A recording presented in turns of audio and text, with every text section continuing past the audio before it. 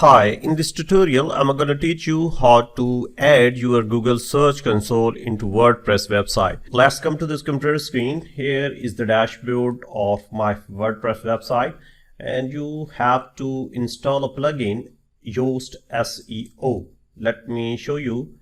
Here is this plugin, Yoast SEO.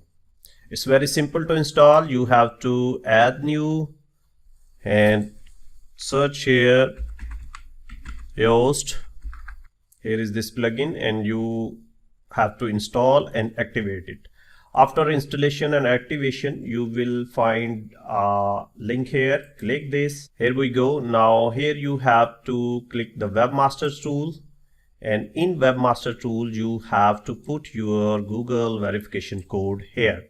And if you do not have the Google verification code, you have to click this. Make sure, and another tab, your Google console should be logged in. You have to click this search console. Here we go. Now I have already installed. When you want to get the code, then you have to click this. If you want the HTML file, or if you want the HTML tag, you will see here this code is. So you have to copy this code and put here in this text box and save the changes.